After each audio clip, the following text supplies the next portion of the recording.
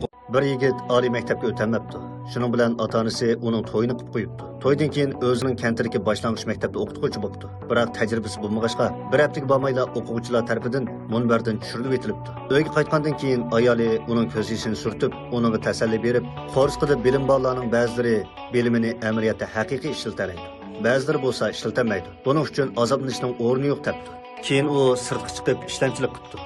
Ammo xo'jayini bilan kelisholmay yana qaytib keldi. Sababi uning harakati bek oz ekan. Uyga qaytgandan keyin ayoli uningga qo'lput ba'zida tez, ba'zida osti bo'ladi. Boshqalarning qig'iniga uzun yillar bo'ldi. Siz bo'lsangiz izchil maktabda o'qidingiz. Qandaqmi ulardek tez qila olaysiz debdi. U yana nurg'un ishlarni qilib yiqibdi. Biroq hammasida o'xshashli natija qozonmabdi. U har ketim umidsizlanib qaytib kelganda ayoli hamisha uningga tasalli berib, azaldan og'rinib boqmabdi. 30 yoshga kirgan vaqtda u o'zining til qobiliyatiga tayinib gazkachilar maktabining yetakchisi bo'ldi.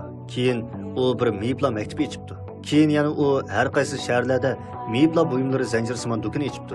Bugungi kunda u necha 10 million mulkka ega xo'jayin bo'ldi. Bir kuni u ayoldan "Men o'zimmi istiqbolim yo'qdek his qilgan chaqda, nima sabab sizga menga nisbatan ishonch paydo qildi?" deb so'rabdi. Ayoli oddiy javob berib debdi. Bir parcha yerga bug'doy terishga mos kelmasa, purchaq terib baqsa bo'ladi. Purchaqmi mos kelmay yaxshi yetilmasa, qovun tovuz terisi bo'ladi. Agar qovun tovuzmi mos kelmasa, ozroq arpa undirmasi urib chassa, cho'qim chechaklaydi. Chunki bir parcha yerda hamon uningga mos keladigan bir tal urug' bo'ladi.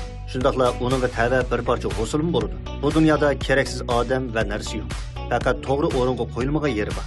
Bir odamning qanchalik yiroqqa bora olishini uning andisisi va tafakkuri belgilaydi. Bir yigit oliy maktabga o'tolmabdi.